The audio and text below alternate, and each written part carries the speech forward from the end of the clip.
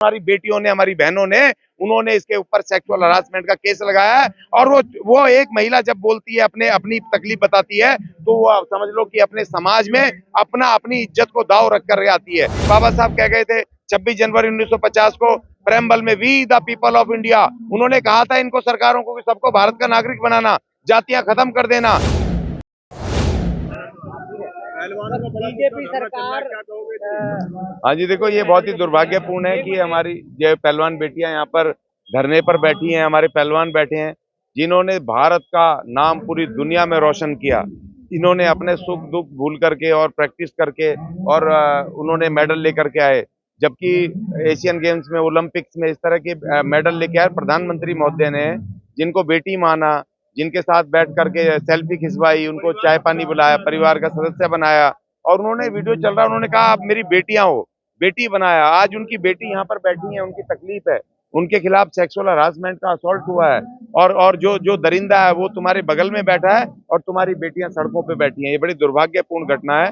इसीलिए मैं यहाँ पर आया हूँ और यहाँ पर आकर के हमने भी कहा कि मैं भी आकर के यहाँ अपनी बहन बेटियों को समर्थन करेंगे, क्योंकि ये देश का मुद्दा है। ये सिर्फ किसी जाति धर्म का मुद्दा नहीं है, ये किसी भाषा का मुद्दा नहीं है। हमारी बेटियां सब, हमारी बहन बेटी सब एक है। सर, ये 2024 में बीजेपी चुनाव मोदी लहर पे जीतेगी या मोदी कहर पे हारेगी? जी, एक बिरादरी के और एक प्रदेश के लोग बता रहे हैं। अरे सर देखो, बिरादरी तो क्यों नहीं आएगी? जब किसी बच्चे पे तकलीफ होगी, उसके परिवार के, बिरादरी के लोग उसके साथ क्यों नहीं आएंगे? जरूर आएंगे।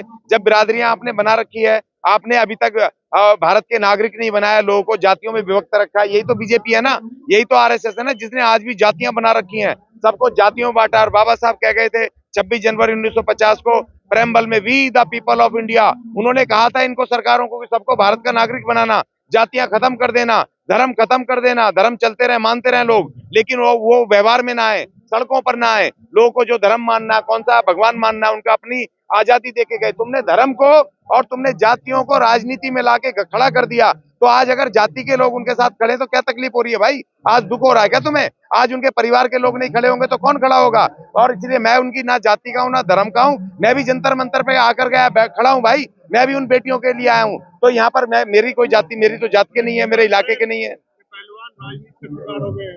आप क्या कर रहे हो भाई? आप राजनीति से इस्तीफा दो ना, तुरंत जेल में जाओगे। आप खुद राजनीति कर रहे हो और इनको कह रहे हो राजनीति का शिकार हो रही हैं।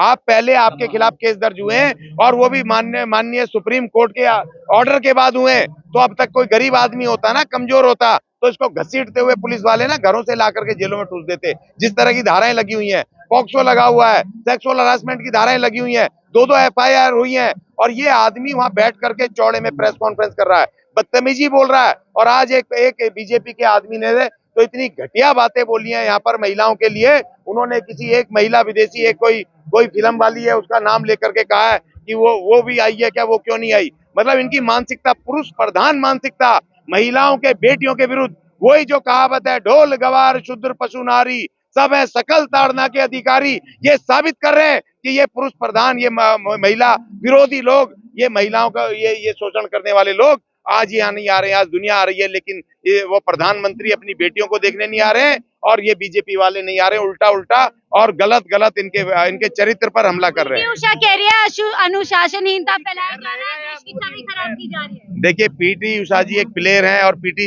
उषा जी वो अभी वहां पर उनके काम कर रही हैं, नौकरी कर रही हैं। तो बहुत बार ऐसी बार होता है, नौकरी बचाने के लिए कई बार बोलना पड़ता है। देखो, एक जो पीटी उषा जी हैं, वो वहाँ नौकरी कर रही है, वहां से पैसा ले रही है, पेंशन ले रही है। अगर वो इनके खिलाफ बोल देंगी अगर सरकार के, तो उनकी उसी समय नौकरी चली जाएगी, पेंशन खत्म हो जाएगी। तो उनकी तकलीफ को, वो भी एक बेटी है, एक महिला है, और एक महिला होने के नाते वो कह रही है। लेकिन मैं उसका बिल्कुल विरोध करता हूं, मैं उस बात को बिल्कुल उसका इत्तेफाक नहीं रखता हूं, क्योंकि वो गलत कह रही है, किसी प्रेशर में कह रही है। तो इसलिए हमें ज्यादा सीरियस नहीं लेना चाहिए, क्योंकि वो एक महिला है और उनको अभी रोजी रोटी कमानी है। कहते हैं कि मैं हरियाणा से निकाल के पूरे देश में मुक्ति को ले जाना चाहता हूँ और उसके लिए मैंने बदलाव कर रहा हूँ, इसलिए मेरा विरोध हो रहा है। नहीं तो अभी तो पूरे देश में ही है ना। अभी देखिए, अभी तो पूरे देश में ही है ना। ये कुश्ती फेडरेशन सिर्फ हरियाणा की तो नहीं है। आज आपको इतने साल हो गए, कम से कम 9 साल से आप कुश्ती फेडरेशन के आप चेयरमैन हो, तो आपने अभी तक क्यों नहीं ले गए? आज अचानक से जब इन्होंने सेक्सुअल हरासमेंट के केस लगाए, तो अभी देश में ले जा रहे हो। मैं तो अनुसूचित जाति का आदमी हूँ, मेरे एक से एक पहलवान है, बिरजू पहलवान, जो कि 1 सेकंड में लोगों को, बड़े बड़े पहलवानों को उठा के चित कर देता है। उसका नाम तो नहीं आया उसमें ओलंपिक के लिए, उसका नाम तो नहीं आया एशियन गेम के खेलों के लिए।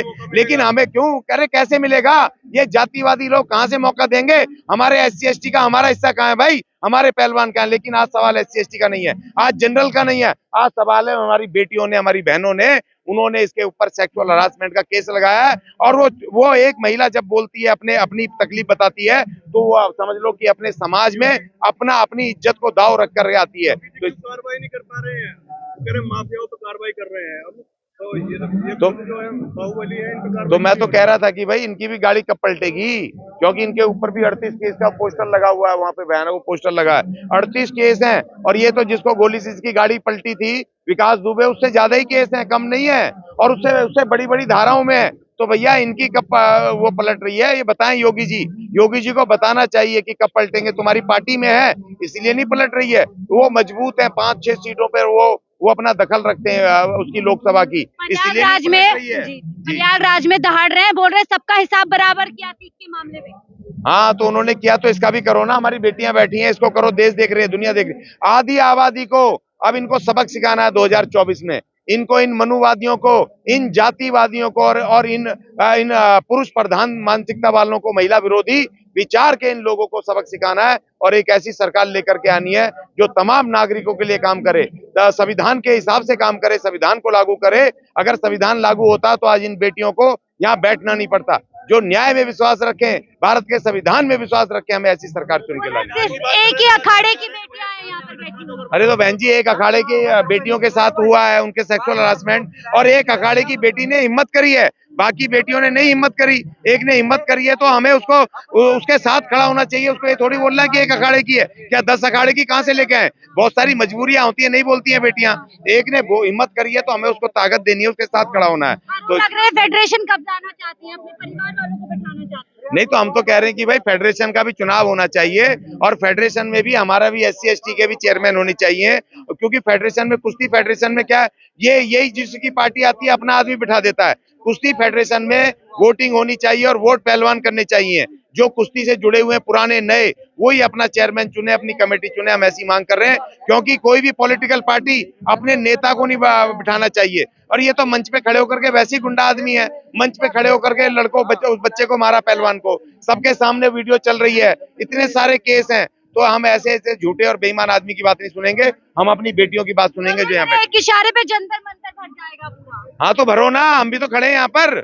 अभी देखो किसके लिए भरा पड़ा है, सारे तमाम लोग आए हुए हैं, और लगातार आ रहे हैं, वकील आ रहे हैं, आम जनता आ रही है यहाँ पर। टुकड़े गैंग सक्रिय हो गई है, वही NRC वाले लोग। हाँ, ये इनके पास एक बचा है। अगर जो NRC के लिए मुस्लिम महिलाएं अगर वो करें, वो टुकड़े गैंग की, अगर जो वो मजदूर आंदोलन करें, अपने जो इन्होंने 25 उनके कानून बदल के 4 आचार संहिताएं बना दी, उनकी नौकरियां ठेके पे कर दी, उनके अधिकारों की लड़ाई लड़े, तो कहें जी टुकड़े गैंग के हैं। अगर विद्यार्थी करें अपने अधिकार के लिए, ये जो नई ये पॉलिसी लाए शिक्षा नीति, इसके विरुद्ध लड़ाई लड़े, तो ये जी टुकड़े गैंग के हैं। महंगाई के खिलाफ कोई बोले तो टुकड़े गैंग का। इनके पास एक ही है, बदनाम करो, उनकी बातें मत सुनना। जो तुम्हारी गलत पॉलिसियों के खिलाफ, जो महंगाई के खिलाफ, जो तुम्हारे जो रोजगार मांगे, वो सब टुकड़े गैंग के आदमी है। लेकिन अब तुम्हारी बातों में नहीं आएंगे, जनता समझ गई है। अभी 10 दिन बचे हैं, 13 मई को इनको कर्नाटक में इनको मुक्की खानी पड़ेगी।